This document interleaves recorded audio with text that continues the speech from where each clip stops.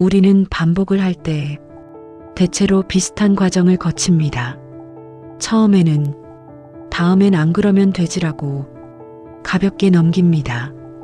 두 번째에는 이번엔 진짜 조심해야지라고 조금 더 진지해집니다. 세 번째부터는 상황이 달라집니다. 왜 나는 항상 이럴까? 다른 사람들은 점점 나아지는 것 같은데 여기서부터 반복은 행동의 문제가 아니라 정체성의 문제처럼 느껴지기 시작합니다. 실수가 한 번의 선택이 아니라 나라는 사람의 특징처럼 보이기 때문입니다. 이 순간부터 사람은 실수를 고치려는 게 아니라 자기 자신을 고치려 들기 시작합니다. 그리고 이 지점이 가장 위험합니다. 왜냐하면 자기 자신을 고치려는 싸움에는 끝이 없기 때문입니다. 우리는 점점 더 강한 다짐을 합니다. 더 엄격해지고 더 단호해지고 더 극단적인 결론을 내립니다. 아예 안 해야지. 이번엔 정말 끝내야지. 이건 내 인생에서 없어져야 해. 하지만 이상하게도 이렇게 강해질수록 반복은 더 집요해집니다. 마치 놓지 않겠다는 의지를 시험하듯이 말입니다. 우리는 흔히 반복을 설명할 때 두 가지 말 중 하나를 선택합니다. 의지가 약해서, 성격이 그래서. 이 말들은 언뜻 보면 설명처럼 보이지만 사실은 책임을 한 곳으로 몰아넣는 방식입니다. 모든 원인을 나라는 하나의 단어로 압축해버립니다. 그 결과 문제는 단순해지는 대신 해결 불가능해집니다. 왜냐하면 내가 문제다라는 결론은 다시 이렇게 이어지기 때문입니다. 그럼 나는 평생 이럴 수밖에 없나? 쇼펜하우어는 이 사고방식을 아주 위험하다고 봤습니다. 그는 말합니다.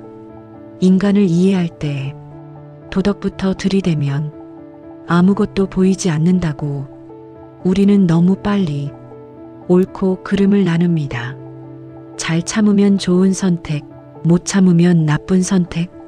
하지만 반복되는 행동의 상당수는 선악의 문제가 아니라 회피의 문제에 가깝습니다. 무엇을 얻으려는 게 아니라 무엇을 피하려는 선택. 불안을 피하려고, 외로움을 피하려고, 공허함을 피하려고. 그 순간 우리의 선택은 미래를 향하지 않습니다. 지금 이 순간의 고통을 조금이라도 줄이기 위한 즉각적인 방향으로 움직입니다. 그리고 이 선택은 대체로 빠릅니다. 너무 빨라서 이성이 끼어들 틈이 없습니다. 이 질문을 가장 집요하게 파고든 사람이 있습니다. 아서 쇼펜하우어. 그는 인간을 이렇게 설명합니다. 인간의 핵심에는 의지가 있고 이성은 그 의지를 설명하는 도구에 가깝다고. 여기서 말하는 의지는 의욕이나 결심 같은 것이 아닙니다. 살고 싶어하는 힘, 느끼고 싶어하는 힘, 원하고, 피하고, 붙잡고, 도망치려는 아주 원초적인 에너지입니다. 이 의지는 질문하지 않습니다. 회의하지 않습니다. 후회하지도 않습니다. 그저 움직입니다. 그리고 중요한 점은 이 의지가 우리가 생각하는 것보다 훨씬 먼저 움직인다는 사실입니다. 우리는 선택했다고 느끼지만 실제로는 이미 기울어진 상태에서 선택을 확인했을 뿐인 경우가 많습니다. 그래서 우리는 이런 경험을 합니다. 왜 그런 선택을 했는지 나중에는 설명할 수 있지만 그 순간 왜 멈추지 못했는지는 잘 기억나지 않습니다. 쇼펜하우어는 이 현상을 아주 냉정하게 설명합니다. 이성은 결정을 내리는 자리가 아니라 결정 뒤에 붙는 해설자의 자리라고. 그래서 인간은 자기 선택을 통제한다고 믿으면서도 똑같은 선택을 반복합니다. 그리고 이 반복 앞에서 자유의지에 대한 믿음은 점점 우리를 압박합니다. 알고도 그랬다는 건 내가 더 문제라는 뜻 아닌가? 이 질문이 시작되는 순간 반복은 더 이상 행동의 문제가 아닙니다. 존재 전체에 대한 의심으로 번집니다. 우리는 자유의지를 믿고 싶어 합니다. 내가 선택했고, 내가 결정했고, 그래서 내 삶은 내 손에 달려 있다고 믿고 싶습니다. 이 믿음은 삶을 버티게 해주는 힘이 되기도 합니다. 하지만 쇼펜하우어는 이 믿음이 어느 순간부터 사람을 지탱하는 힘이 아니라 사람을 짓누르는 무게가 된다고 말합니다. 왜냐하면 자유의지를 절대적인 것으로 믿을수록 실수는 단순한 실수가 아니라 도덕적 실패가 되기 때문입니다.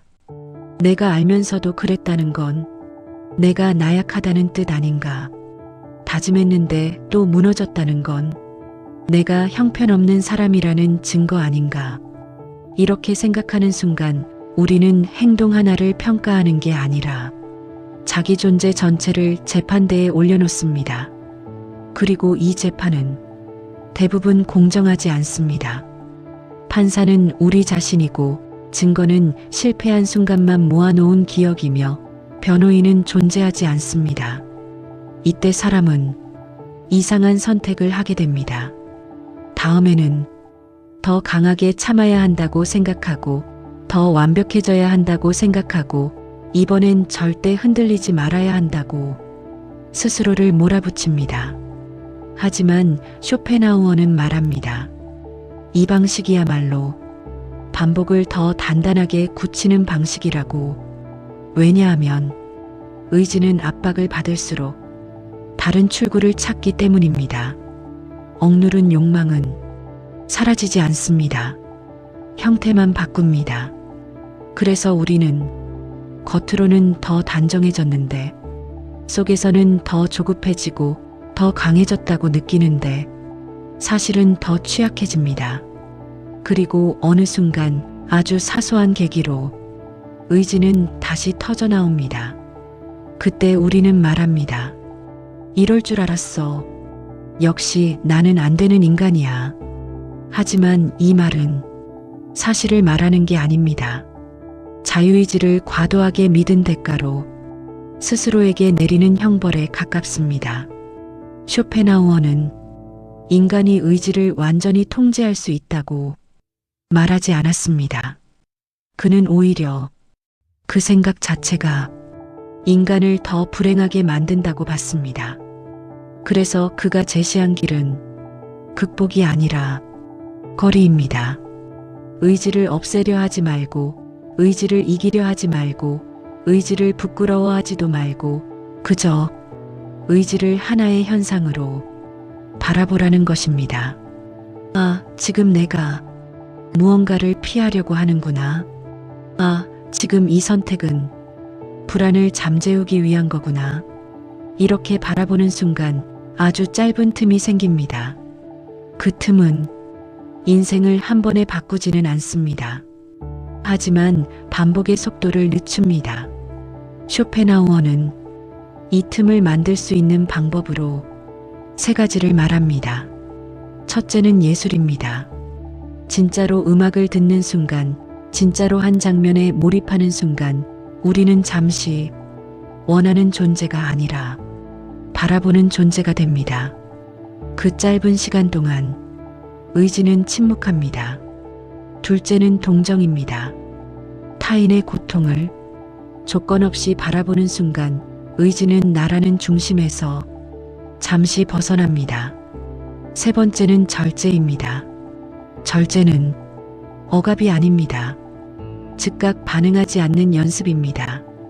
지금 하고 싶은 행동을 영원히 하지 말라는 게 아니라 조금만 늦추는 연습.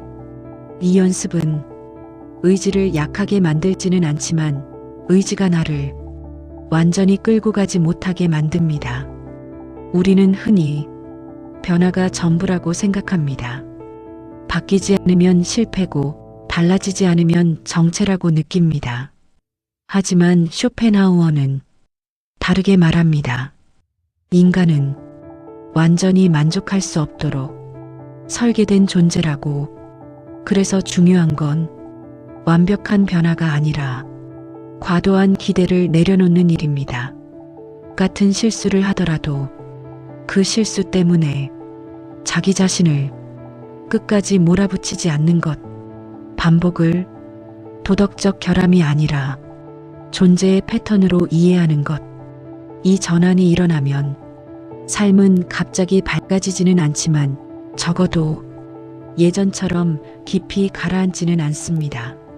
쇼펜하우어가 말한 현명함은 성공이 아니라 견딤에 가깝습니다. 더 잘 사는 것이 아니라 덜 무너지며 사는 것.